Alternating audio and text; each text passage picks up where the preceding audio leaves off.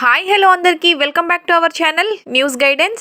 ఇక ఈ రోజు అప్డేట్ వివరాల్లో కానీ వచ్చినట్లయితే మన ఏపీ రాష్ట్ర వ్యాప్తంగా ఎవరైతే పెన్షన్లను అందుకుంటున్నటువంటి వారు ఉన్నారో వారికి సంబంధించి వారిలో ఎవరైతే అనర్హులైనటువంటి పెన్షన్లను రద్దు చేసేటువంటి ప్రక్రియ అయితే జరుగుతున్న విషయం మనందరికీ తెలిసిందేనండి. ఈ నేపథ్యంలో అయితే మనలో అనర్హులైనటువంటి పెన్షన్దారులు ఎవరైతే ఉన్నారో వారికి నోటీసులను కూడా అందచేయడం జరిగిందండి.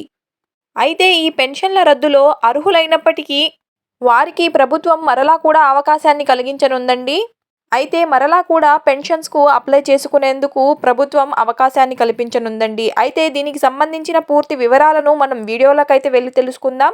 ఇంతకంటే ముందు మన ఛానల్ను మొదటిసారిగా చూస్తూ ఉన్నట్లయితే ప్లీజ్ లైక్ చేయండి. దాని పక్కనే ఉన్న షేర్ బటన్ను క్లిక్ చేసి మీ బంధువులకు లేదా మిత్రులకు షేర్ చేయండి. ఇక ఇదే విధంగా బెల్ ఐకాన్ను క్లిక్ చేసుకొని ప్లీజ్ సబ్స్క్రైబ్ చేసుకోండి.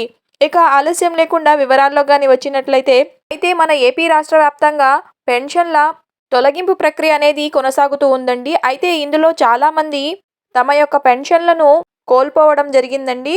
అయితే ఈ ప్రక్రియకు ముఖ్యంగా కారణాలు కానీ మనం చూసుకున్నట్లయితే అంగవైకల్యం లేనప్పటికీ వారికి వైకల్యం ఉందని ఫేక్ సర్టిఫికేట్ను క్రియేట్ చేసుకొని ప్రభుత్వం నుంచి బోగస్ పెన్షన్లను అందుకుంటున్న వారిని ప్రభుత్వం తొలగించడం జరుగుతుందండి. ఎందుకంటే ఎవరైతే నిజంగా వైకల్యాన్ని కలిగి ఉండి ఇబ్బందులు పడుతున్నటువంటి పేదవారు ఉన్నారో వారికి మాత్రమే ప్రభుత్వం నుంచి ఈ ఆర్థిక సహాయం అనేది అందాలని ప్రభుత్వం ఈ ప్రక్రియను చేపట్టడం జరిగిందండి.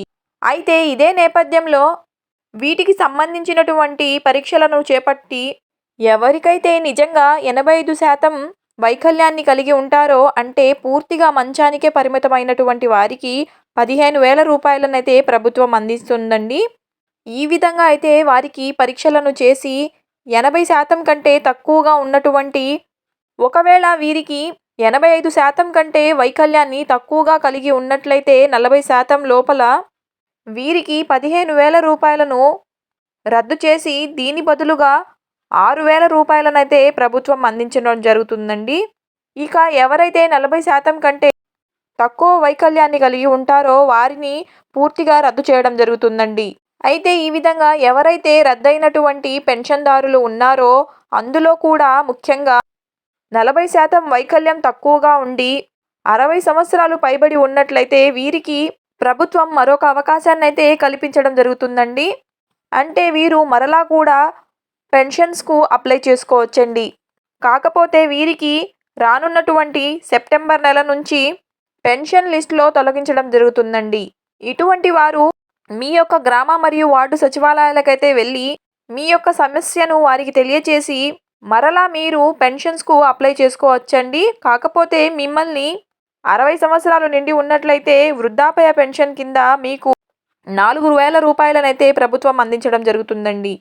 ఇక కొత్త పెన్షన్ వివరాల్లో కానీ వచ్చినట్లయితే మన ఏపీ రాష్ట్ర ప్రభుత్వం తెలిపిన విధంగా అయితే ఎస్సీ, ఎస్టీ, బీసీ, మైనారిటీ కులాలకు సంబంధించి 50 ఏళ్ళు నిండి ఉన్నట్లయితే వారికి పెన్షన్స్ను అందచేస్తామని ప్రభుత్వం తెలియచేయడం జరిగిందండి. కాకపోతే ప్రస్తుతం జరుగుతున్నటువంటి ఈ పెన్షన్ల తొలగింపు అనేది పూర్తి అయిన తరువాత అయితే ఈ కొత్త పెన్షన్లకు సంబంధించినటువంటి విధి విధానాలను ప్రభుత్వం ఖరారు చేయనుందని సమాచారం అండి.